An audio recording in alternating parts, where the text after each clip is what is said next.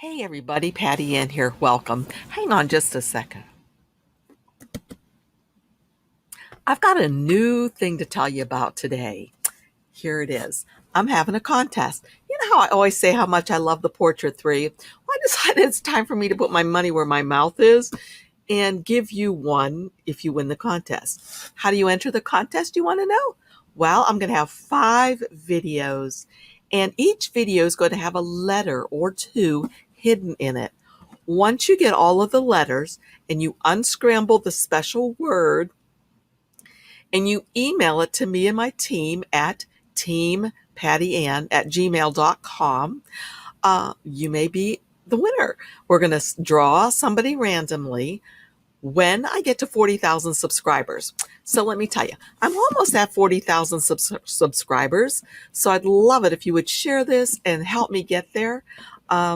And once we get there, like I said, all you have to do is be subscribed, turn in the scrambled letters, unscramble so they make a word, and enter the drawing. I hope you win. So let's get started with the videos. I can't wait to teach you. Oh, and by the way, I'm going to use the Portrait 3 for every one of these videos that I'm going to take from start to finish. Now, of course, you can use your Cameo machine to do the same thing. And most of this stuff you can do in Silhouette Studio software and use it in your Cricut as well. So anyway, let's get started. Remember to look for the secret hidden letter so that you might win. Okay, this is what I'm going to show you how to make today. A Mickey Mouse like this that you can print then cut. You can make him double-sided. You can make him in your Cricut machine, with your Cricut machine, or your Cameo or your Portrait. You will need to have a printer to do this, of course. So let's get started. Okay, I'm going to start with my Silhouette Portrait. As you know, I love it. This is one of the advantages to having this over the Joy, in my opinion. And I do have Cricut machines back there, but I like this because it can do print then cut. Of course, I need a printer to print it, but this will read the registration marks and cut it for me. So now let me show you the most important part of getting a good image for a print then cut. That is, image quality is everything. So let's go to my screen. Here I am open in Google, and I'm just going to type in Mickey Mouse. Now remember, I'm just doing this for fun for my own family, not to sell. It's probably something that will never even leave their home. But anyway, I'm going to click on Mickey Mouse and hit enter. Then when I click on that, the next thing I want to do is come up here to where it says images and click on that. And I see tons and tons of images. And you know, you'll find one easily that you absolutely love. But there's an important step that you must not forget. Because if you get a tiny little image and you stretch it because you want it to be larger than your mat, I promise you're not going to be happy. In general, when you stretch it, if it's a little tiny junky image, it's going to be either pixelated, which means you'll see little tiny squares, or it's going to look blurry. You're just not going to be satisfied. So here's the fix for that. Here's my best tip I can give you for print then cuts. Come up here to where it says images. You've already clicked on that. Then click over here where it says tools and come over here to size. And don't just say any size. Come here and say large. Only pick very large images. And if you want to, of course, you can even come over here to type and say clip art. But if it's a print then cut, it really doesn't matter if it's clip art or not, or if there's a lot of shadowing if it's print then cut, because your printer will print that just fine. So let's look here and see what we can find. I'll find one that's fairly easy. How about this guy right here? Let me click on him and see what he looks like. There's his image. Oh, and it's nice and big. You see when I hover over it, it says it's 1,000 by 1,000. That's a nice size. And as I said, he has shading on him, but that's perfect for a print then cut. So I'm just going to right click on him and say Save Image As, And I can save him to my computer like I've already done here, or if you have the business editions, most times this works. I'm not going to get into why it won't work every time. So you might just want to save everything to your hard drive or your computer. But you can oftentimes right click on him and just say copy image, and then open up your Silhouette software and right click and say paste. And there he is, just like that. So now you can see there's a white box behind him that you don't really want, right? So what we're going to do is we're going to trace him. This tracing's a little bit different than what we had done before, because this time you're not going to simply trace. Since this is a print then cut, you're going to trace and detach. Let me show you. So you're going to come up here to the trace panel, click on that. Select the trace area. Draw a box around Mickey. Now, right now, as you can see, this is not what I would call a good trace. Do you see all these lines that are not completed? The line is not a total line. What you want to do is come over here to where it says threshold and raise the threshold up until for sure there aren't any gaps in these outside edges, which there still are. So I want to go even higher. And now I don't see gaps really. Maybe even a little higher. Here we go. Okay, this one I went that high. You might be able to see it's a little jaggedy here. I don't like that. So I'm going to go back down maybe one or two and see what we get. So that looks pretty good. The lines look pretty good. So I'm going to say trace and detach, and let's see what we get. So right now, I'm going to scroll out a little bit. This time, what we can do when we trace and detach, we take Mickey right out of there. See that? There's no longer a box behind him. And here's the box that was behind him. I'm simply going to click on it to get it selected and then delete it. Okay, now if I look in closely at Mickey, now this is something you can decide for yourself. Right now I noticed when I was moving him around, check right here, this white area between his legs right there. See how that's not transparent? So if you're making a big cardboard or image, that would be white right there of cardstock. If you want there to be no cardstock there, that's easy to do. Now this is a little bit more advanced, but this is not hard at all. All you have to do is trace that part again. And you're wondering, well, how do I just trace that little white part? That's easy. Check it out. Go over here to the trace panel again. This time, instead of just clicking on select the trace area, come to this second button over, the eyedropper that says trace by color. Click on that. Click where it says trace by color. That should give you the eyedropper. Notice it's connected to my mouse. I'm going to come right down here by his legs where that white is and click on that. And you see how that selected that? Now, I'm not crazy about how it selected it because it looks sort of junky, right? But I can up the tolerance right here. Watch when I change the tolerance. Whoa, too high. Little too high still. That's perfect. I'm just going to leave it on single area, and I'll show you why. If I were to change this to all areas, check out, let's scroll out a little bit and let's see what happens. If I say all areas, it's selecting everything that is white, and we don't want that. We just want that single area selected. And so now what I'm going to do is I'm going to say trace and detach. What that's going to do, it took that piece right out of there. I can delete it. And now check out Mickey. And look there. He's now that transparency between his legs, just like we were hoping for. Okay, so let's scroll out a little bit. Now, right now, this Mickey, if I click on him, he's about 5.5 inches tall. Let's imagine we want him to be a print then cut that's bigger than that. Now, I know you're thinking over there with your Cricut machine that you cannot print and cut something this large, right? I'm going to make him, I'll make him 13 inches tall. So I lock the lock so it would be proportionate, and I'm going to make the height 13 inches and hit enter. Okay, there he is. And as you can see, he's not really going to fit well on my portrait mat either, but that's not a problem, you guys. First of all, so I know exactly how much room I have to work with, I am going to turn on, go back here to my page setup, and turn on for my portrait the registration marks. And that shows me where I need to be inside of for Mickey to work.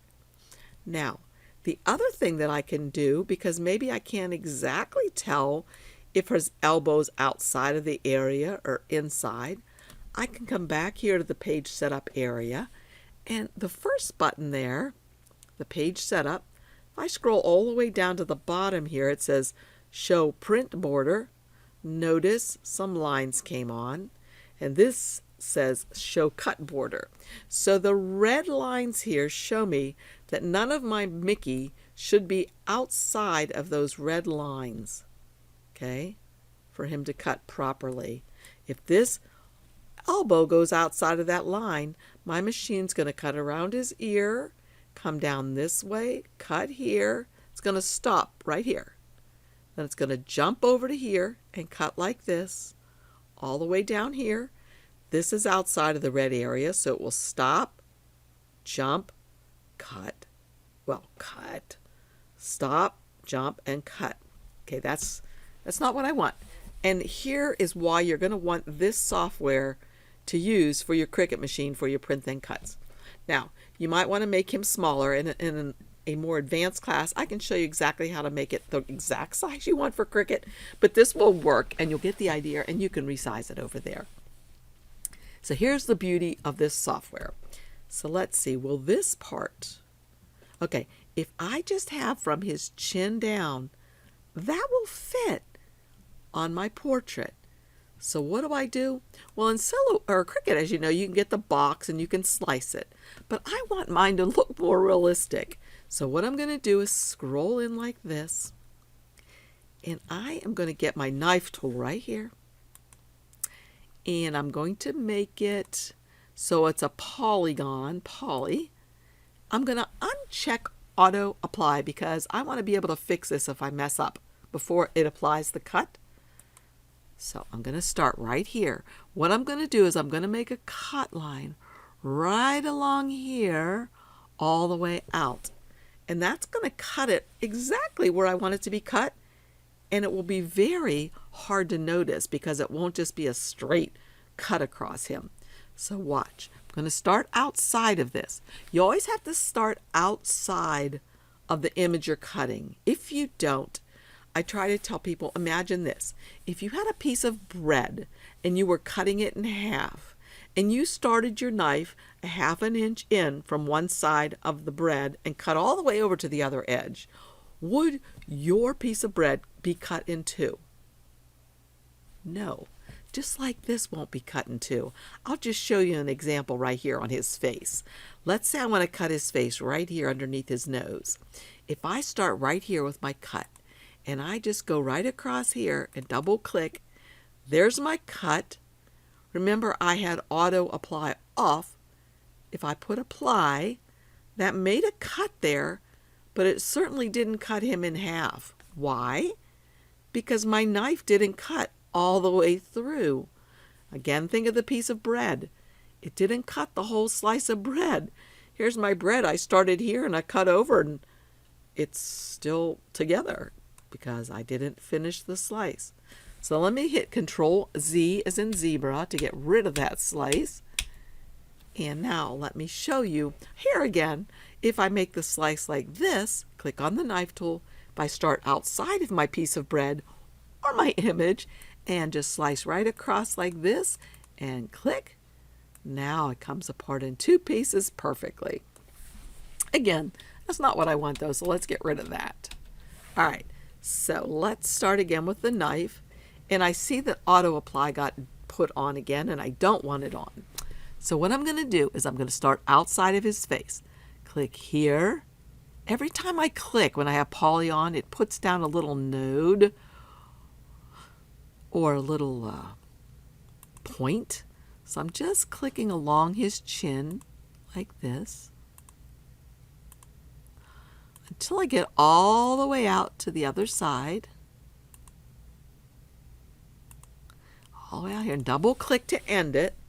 Nothing's happened yet, right? It's not cut. Let me undo where I moved that. Okay, and now let's say apply. And now check this out. I have two perfect pieces for my print and cuts that I can put together. But there's something else I usually do for mine. Let me go out a little bit. So what I usually do for mine is this. I usually come in here. Shall I do it now? Yes. I usually come in here right now and add a little piece. I'm going to get a rounded circle or an ellipse. Come over here and just kind of draw this on here. And I can twirl it around if I want to. Okay. And I can make it a different color if I want to. I can make it black, like him. And then I can take all of these things and group it together. So what that's going to do is it's giving me a little piece onto which I can put some tape, so that when I do go to put these two pieces together, let me right click on this one and say bring it to the front. When I put these together, I have that extra little bit right there that I can put some tape on to make it very, very sturdy like that. Okay? All right, so there's that. Now, on mine, I usually like to put an offset. So to put an offset on these, all you have to do is come over here to this little thing that looks like a star with an offset on it. Click on that. Have something highlighted here on your mat. Click on offset, and it puts an offset around there just like that. You know what though, you guys? If I have that offset on there and I make that offset white, you might do something like this too, so I might as well show you my mess up. Look what it's going to do. It's going to do it like that. I don't want that like that. So I'll just leave my mess up in here and not edit it out so you can see, okay, don't do it in the order that I just did it. Let's go back before I actually cut him apart. So I'm hitting Control Z until I go all the way back. See, that's getting rid of the cuts. Here's what I want to do. I want to put the offset on him first, okay? So this is where I made my error. I need to put an offset on him. So I'm going to select him, come over here to the star with an offset to open the offset panel and say offset. Perfect. And now I could make my offset a little bit bigger if I want to, and I'll show you a place I am going to fix on my offset. But I'm going to change my offset color to white. Okay? And here's the piece I'm going to fix. I don't want my machine to come in here and cut and have this little skinny piece here. So this is a little bit more advanced also. But what you can do is double click on that area. Okay, let me click off. When I double click on this area again, notice it puts little boxes around everything. Those boxes in this software are called points. In a lot of other software, they're called nodes. And I've used so many other software over the years that I'm used to calling them nodes, so I'll probably keep calling them that. But at any rate, click off. Click back on and you get the points or the nodes. What you want to do is delete these nodes, because right now this area right here is going to be cut out because of this red cut line. If I get rid of that red cut line, it won't cut out anymore. So notice that my cursor is an arrow, and now it's a hand. If I go over one of the nodes, watch what happens. It changes from a hand to a little square with a diagonal line through it. When it changes like that, I'm pointing to a node, and that means I can click on that node. When I click on it, look how it turns white. That means that that node is active. I can act on it, and in this case, I'm going to delete it. So I'm just going to hit delete on my keyboard and watch what happens to that node. Okay, that node's deleted. But check out what else happened. Another node automatically got highlighted or activated. I can hit delete on my keyboard to get rid of that one. And look, another one. Hit delete again. And just keep hitting delete till all those are gone. Whoopsie. So now what's going to happen when my machine cuts? It's going to cut along this red line. And it's no longer going to go make a little tinny skinny thing here and then go back. It's going to have that as one solid piece. Now remember, we cut out this white part between his legs like that, and maybe you want to leave it like that.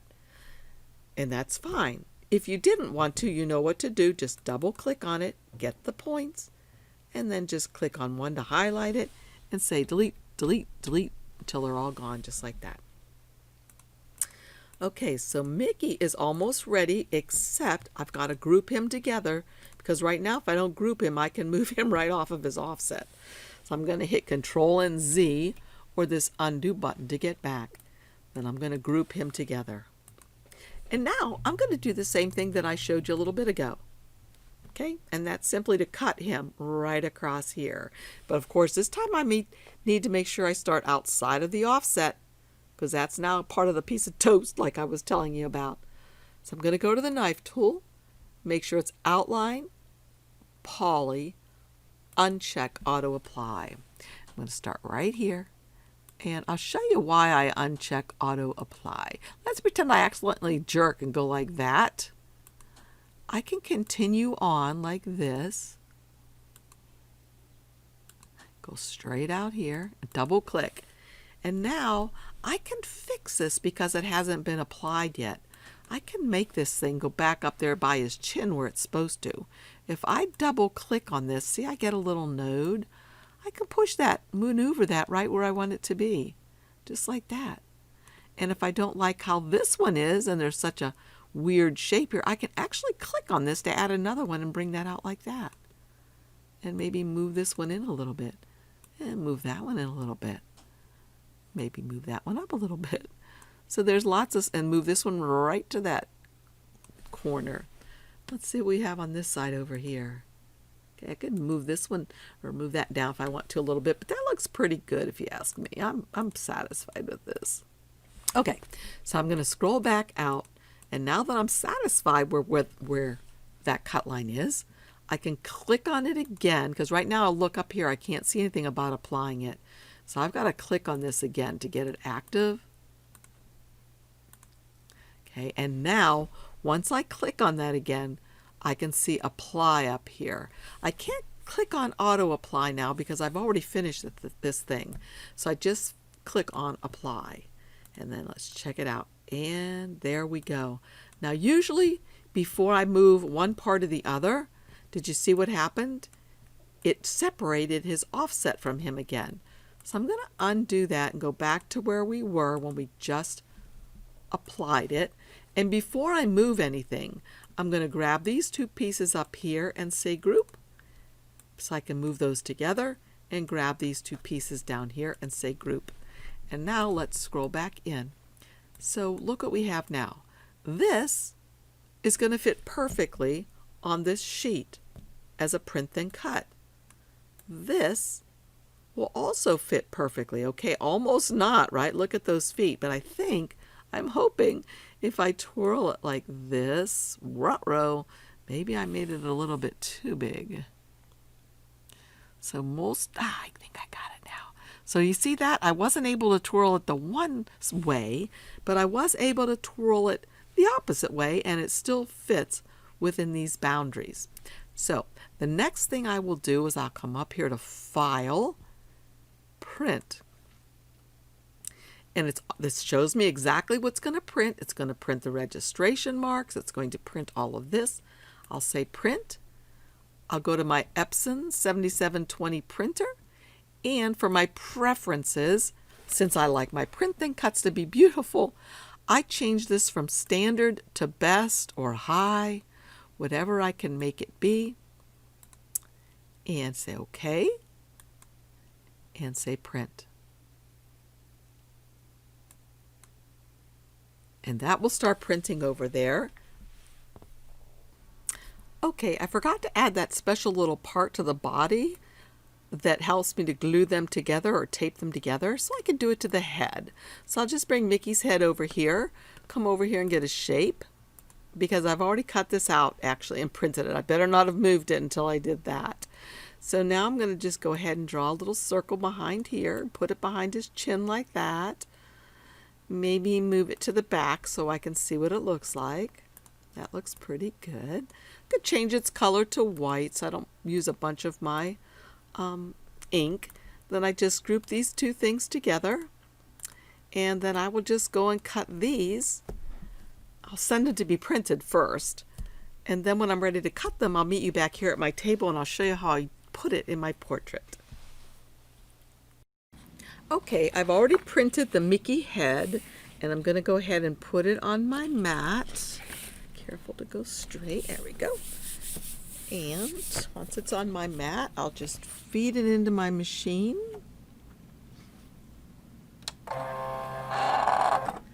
And come up here and say send. And notice it's cutting all these little things. I don't want it to. I just want it to cut the edge. So notice I went from cut, where it was making all these cuts, to just cut edge. And that's going to be perfect like that. It says it's ready. So I'm going to click on send.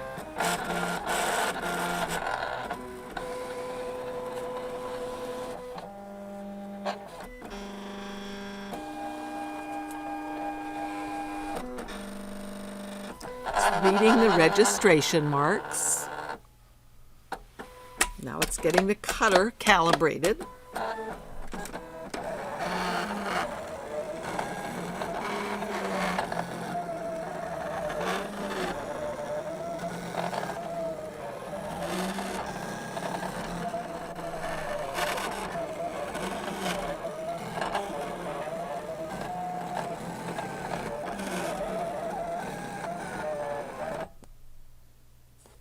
As I've said, I like to check things before I totally eject my mat to make sure it cut well, and it cut perfectly. So I can eject my mat. Oops. Take this off. And remove my little portrait with one hand. I'll turn this guy upside down. I've already cut the other piece, so you didn't have to watch me cut both. So here is his other part, and this is how super cute Mickey looks. Now, as I said, this little extra piece right here is going to be very helpful for me when I go to tape him or glue him together. You can use anything, tape, runner, or glue, whichever your preference is. I'll put a little glue here. I need to get a different kind of a pin that I'm leaving in there because this one rusts. So I see there's a little rusty look to that. And get this right up there where it should be. Pull it down here so I can see what I'm doing.